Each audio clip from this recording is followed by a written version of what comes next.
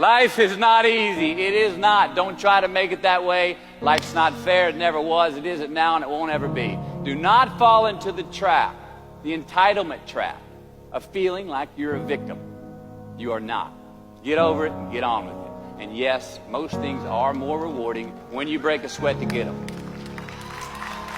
Once you make about $60,000 a year for your family, but let's say for you personally, additional income has zero impact on your quality of life.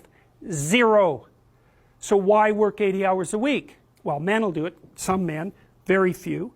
A handful of hyper-competitive men who are obsessed with hitting the pinnacle of the given dominance hierarchy they're in will happily work 80 hours a week, and they'll forego everything else. Relationships, family, children, way in the second category. And so those men are often very difficult to live with too, because they're so obsessed with their career. It's hard to have a relationship with them. And maybe they don't have much of a relationship with their kids, but they're damn good at what they do, and part of that is they're smart and disciplined, and they'll work non-stop all the time. It's like an obsession, and that's the sort of people who run things. Those are the people who run things. Punch through it. You feel pain? Shake that off. Let's go. Zeus! Zeus! Zeus! Zeus! That's what this is about. Good. Let's get to that. Why are you crying? That's what this is about, son. It's okay to cry. We cry at me. Why are you crying, son? Come on. Tell me, why are you crying? It's called a test for a reason. Why are you crying? Go ahead, sir. Because what? Because it is better to do with my left hand. Okay, good. But you did it. You punched me with your left hand. You know in life there's going to be things harder for you to do than other things? Yes, sir. And you know those things that may appear to be hard to do, you're going to have to do as a man, regardless. And it's going to take tears. It's going to take the blood of Yeshua, Jesus, and your sweat to break through it. You understand? Yes, sir. That's what's wrong with most of our athletes today.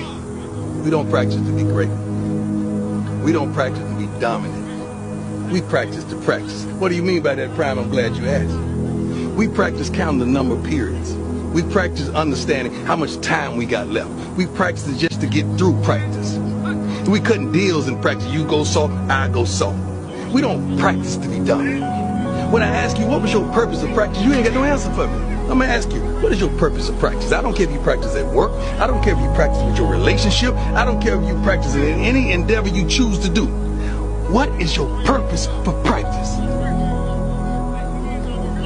I practiced to be the best ever. So every time I walked on that field, I had a purpose for my practice.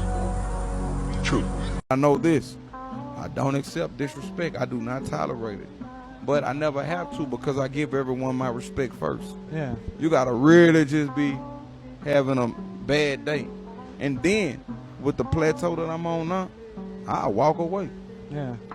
Because what I'm gonna do, you ain't worth what's gonna come behind it. And love is So the best thing for me to do, if I foresee a problem or something that could potentially be a problem, I'm gonna vacate the premises. I'm gonna remove myself from that setting. I just didn't want to live anymore. I was happy to die at 27. I was happy to finish, that was it. Nothing or nobody could bring me back. Not my wife and kids, didn't care about nothing. Every day I woke up, I just wanted to die. It's a crazy way to be, but only people who understand, like, who's been through depression and all that sort of stuff, will understand what I'm saying. And when you're so down and every day you wake up, even if it's sunshine and it's grey and you're negative all the time, and you're infectious, you infect people who are around you, make them negative and down, and you push everybody away, and you just want to be left alone, like in a dark corner, and left alone. If you had your arm chopped off, then people could see it and they know you've got a proper injury. But with you being mentally unwell, you can't see in someone's brain. So I could be here now and I look okay, but I could be hearing voices in my mind, or I could be going back and forth with my own self. I don't know, it's one of the worstest things that I've ever experienced, like being punched in the face or grueling training or whatever has happened to me in my life. Nothing could ever compare with mental health struggle. The money doesn't mean that much to you? Nah, listen, I know loads of people. I know billionaires and I know millionaires and I know people who ain't got all. And the most unhappy people are the richest ones. That's a fact. That's true. So all you people out there, Yeah, listen to that. I've got billionaire mates and they're very unhappy. They're never happy. If they found 100 grand on the floor, they wouldn't make them happy. They'd be looking for the next one because enough is never enough. They're always chasing more. And no matter what they achieve, they're always trying to go again and try and make more. But for me, I'm happy.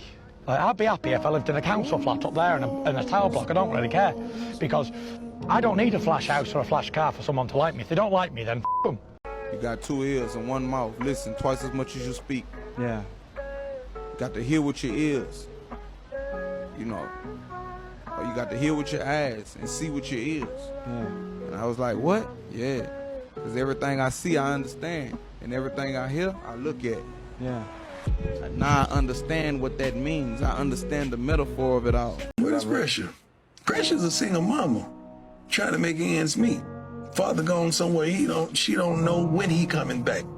Pressure is someone in the hospital right now fighting for their life. Pressure is a dope fiend shooting up because he's lost all hope and he's feeling that needle in his arm or her arm is going to allow he or her to escape for just a moment. That's pressure. That's a game, man. This has a scoreboard up. Half the people in the stadium gonna leave happy. Half of them gonna leave sad. This is a game. That ain't pressure. It's crazy. I read one quote. I don't know, it's an anonymous author, but he said, the first person to raise his hand in violence is the first man to run out of ideas. Absolutely. And I never wanted to be that man. That's what happens when you start cursing. That's because you ran out of ideas. You ran out of ideas on how to express yourself. Yes. And